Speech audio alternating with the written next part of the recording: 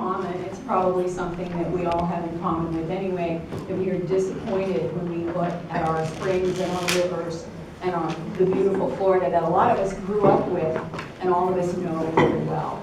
So if the old system is not working, I think you've probably heard that saying that if you keep doing the same thing over and over again and expect different results, then that's one definition of insanity. So these are people who are ready to do something different. I'm going to ask them to introduce themselves and tell you about what they are working on. So first, I'm going to ask for the Penn board people. Soon you will know what all these acronyms mean. So. Hello everybody, my name is Mary Gutierrez and I am from Pensacola, Florida, which is in Escambia County. And it is actually closer for me to go to New Orleans than it is for me to drive here. I'm still happy to be here. So we got engaged with this, the rights of nature, I guess with last summer sometime, and started getting engaged with the calls and things of that nature. Because it's something that we have been fighting for and trying to educate people with regards to the importance of nature and our interconnectivity with nature, and as it's been stated very previously, to realize that we are part of nature as an opposition to it. So what we're doing in Pensacola area, which is a little bit different than I think some of the others are doing here in the state, is that we are asking for the Pensacola Bay area watershed to be established with rights of nature. This encompasses a 2-county area, Escambia and Santa Rosa County. It encompasses several streams and rivers and their tributaries associated with them, including springs and wetlands. So we're going for the gusto, so to speak, and we have started a petition drive, and the petition drive is to hopefully have the city of Pensacola when next year when their charter review is up, so it would be open for review. We want to have them include the language for rights of nature within the charter. We're hopeful that this will happen. We've met with several of our council members as well, setting up a meeting with the mayor for the city of Pensacola. If we are not successful with having them implement this language into the charter, which obviously would be the easiest approach in my mind, we will move forward with other action in order to get the rights of nature for the Pensacola Bay area watershed. What this other action is, we have not defined, but we are working it out as we go. I feel confident that we will get them to place it in the charter because of the relationship we have built with the local government throughout the years. So fingers crossed. And then the intent is also, once we have Pensacola Bay area watershed with the rights of nature, then we're going to move down to Okaloosa Walton for the Choctawhatchee Basin Alliance, and then we're going to move down to St. Andrews Bay watershed. So the Panhandle is taking over, and we are going to declare the rights of nature in Northwest Florida. All right.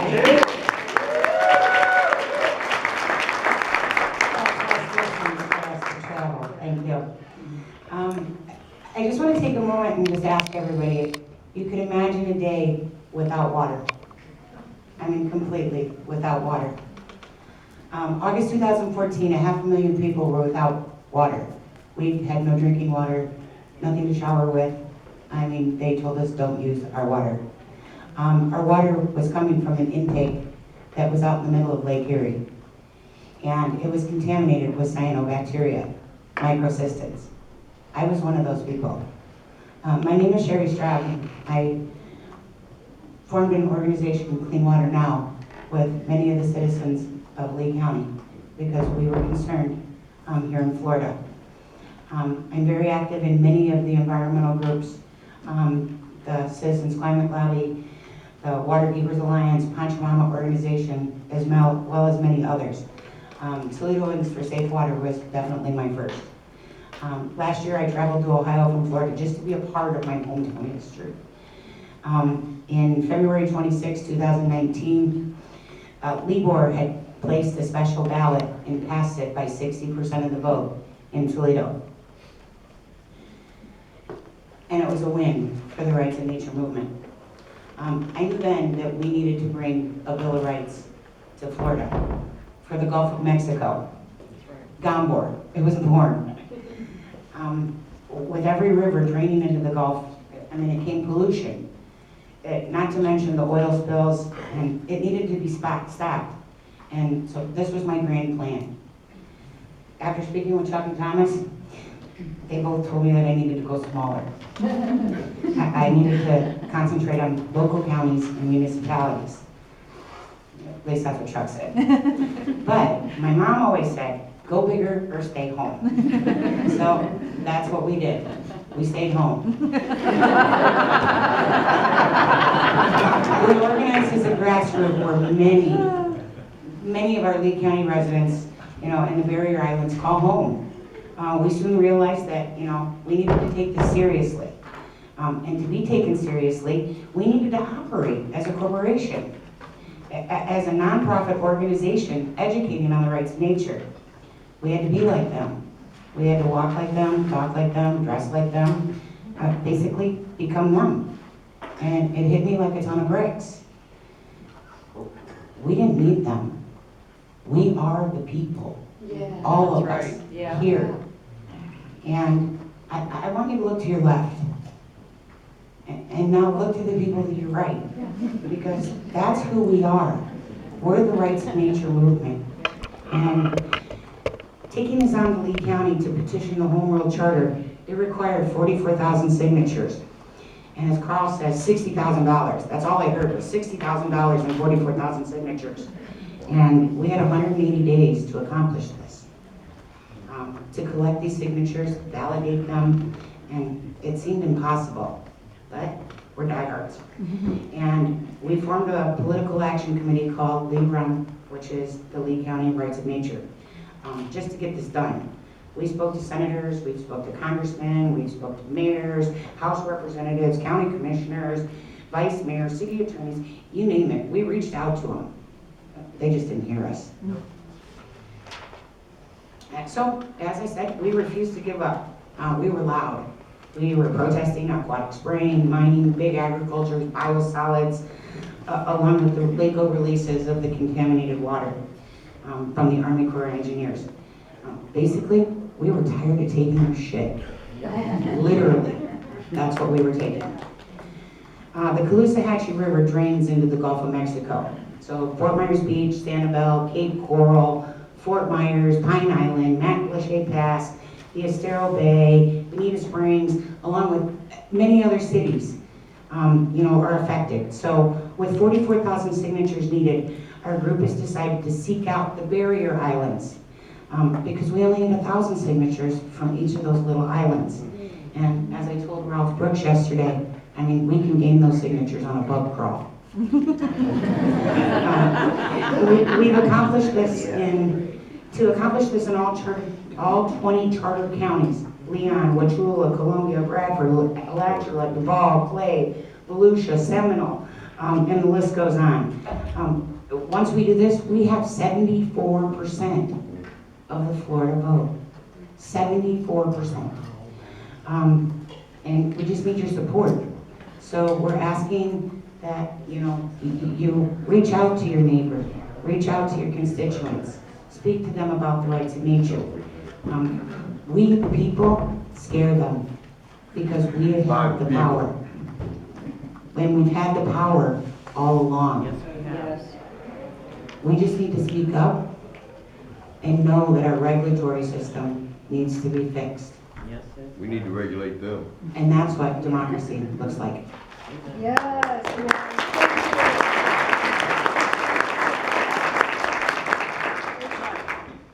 Thank you, Sherry. I'm representing Weebor, which is the Wakaiva, Econ, Lockahatchee Rivers Bill of Rights. This is going on right now in Orange County. There are 3 ways to get something on the ballot. in Orange County, and it's pretty similar in the other counties too. The county commission can put it on the ballot through a vote of the county commissioners. You can do it by a citizens initiative, which is what Sherry was talking about, getting a certain number of signed petitions. Or you can go through what's called the Charter Review Commission. And in Orange County, that meets every 4 years. So in Orange County, that's what we decided to do. And we proposed this WeBor charter amendment in Orange County back in June. And as I told the commission at the last meeting on a Wednesday, I'm a man, so I don't know what giving birth is like, but this has got to be pretty close to it. It was excruciating. But no, okay, it's close to it. So, to give birth to this idea in a local community, when you're talking to people who look at you as though, you know, you've got horns coming out of your head, it's like, what are you talking about? And we started it, and then it got a little publicity, and then we started getting the opposition. And the highly paid lobbyists sitting in on the meetings, contacting the individual committee members. But through it all, we have persevered, and in the audience today, I'd like to recognize him. We have Eugene Staccardo, back in the back in the red shirt.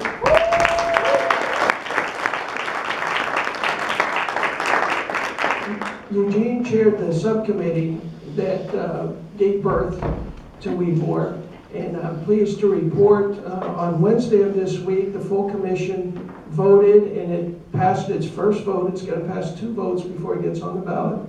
It passed its first reading by a vote of 7-5.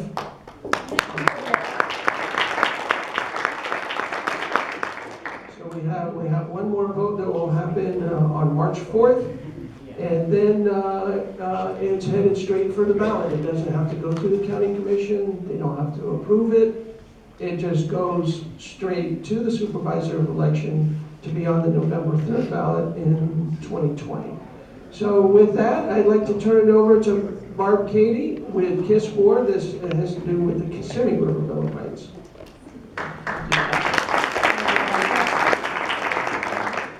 Chuck said, I'm Barbara Katie. I live in Osceola County, and I'm also connected with Polk County.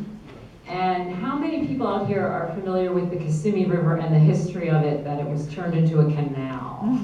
Okay, so that's one of the reasons why I met with Chuck last spring when I sent him a campaign donation request. And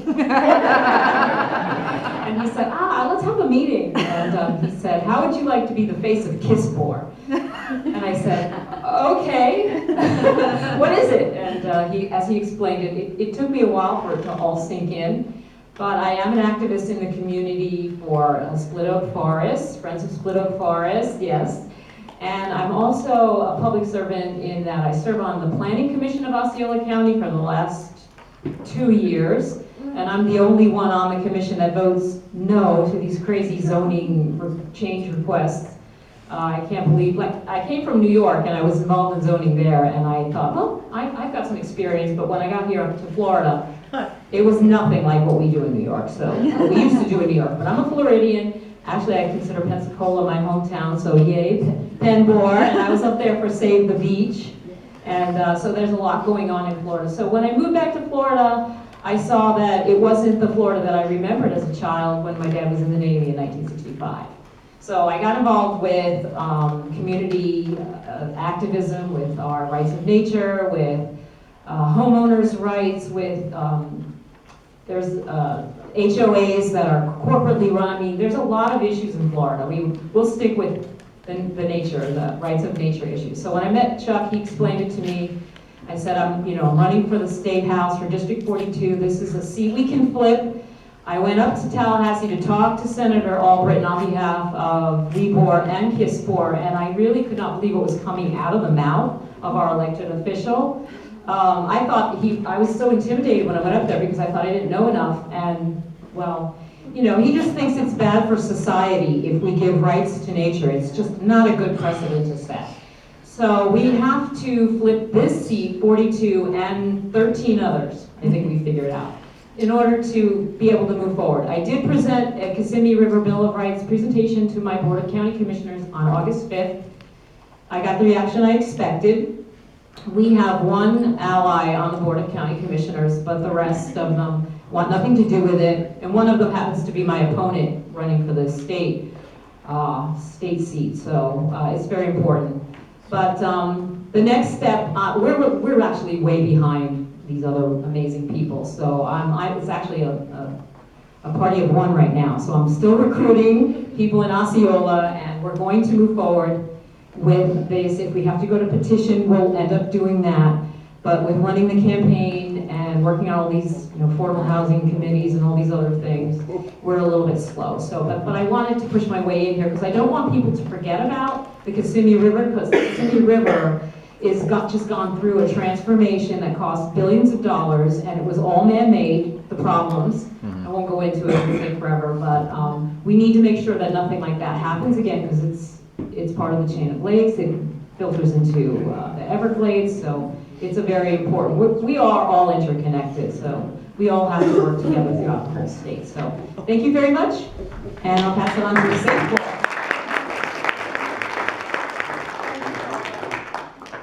Thank you. My name is David Morris, and I'm with Safe Board, the Santa Fe River Bill of Rights. My journey as part of this started, well, really about 50 years ago, and I was studying at that time Kriya Yoga. And my teacher had a saying that he would regularly, I mean, like every month or so, he would reiterate this in one of his talks, and it would be something that for years and years and years, I just kind of ingrained itself, became a part of. And that statement was that we are a part of nature, not a part from nature. And when in last April, when Chuck invited us down and we were all 20, 30 of us, I mean, we're in a room with Thomas Lindsay, and he was talking about this rights of nature movement. It was something that just like, okay, I felt like I had come home all of a sudden, okay? It was something that, and from talking to John Moran and the other people in our group of Safe Board, they all felt the same way. This is something that was very close to our heart. So I want to read you real quickly something that in our Citizens Initiative, people have asked us time and time again, why the Santa Fe River? I mean, what's this, why do you want to give rights of nature to a river? And here I think is something that best expresses why. The Santa Fe River is more than just an old friend. It is a part of our community, a beloved member of our family. It is an elder whose memory goes back to a time before the time when our people first came to this land. The river is a gift from the Great Mother, a blessing to all of us. We were ignorant at first, all those years ago, and we did not realize that our environment needed caring for. But now that we have grown and acquired more knowledge, we recognize that the river needs rights too. It is for this that we have come together as one family, one community, to grant the river its due respect, its right to naturally exist, flourish, regenerate, and evolve, and much more. O sacred Santa Fe, may your waters once again flow abundantly, clear and clean and pure. May your life be long and full, and may our children and children's children laugh and play in your springs and on your wet shoulders for many generations to come.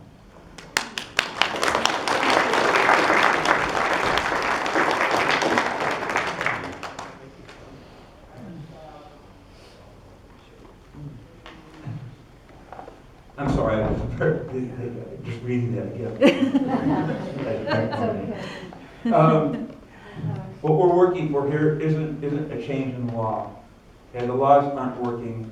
We know that. I spent years and years going to water management meetings and speaking my part, and then having and hearing others do the same.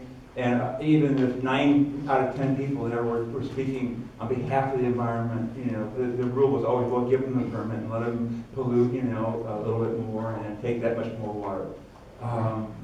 So obviously there had to be a new way. And I think what Thomas brought to us, which was just so wonderful, is just kind of, I opened our minds up, was that this idea of rights. This is a rights-oriented movement, not a law-oriented. And it took me 6 months probably to really understand what he was talking about. I mean, it's key to what we're doing here.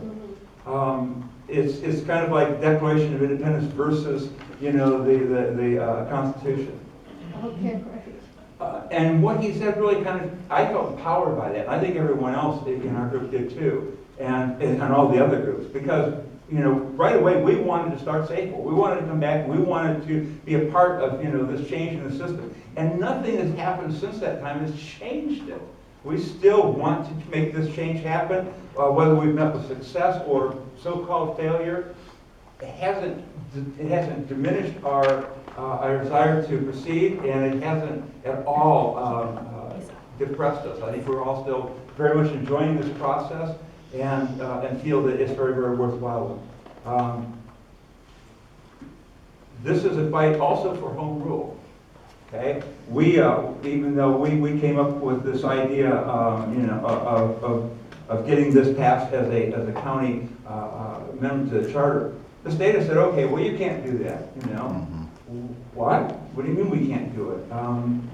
You know, this is what the American Revolution was fought for.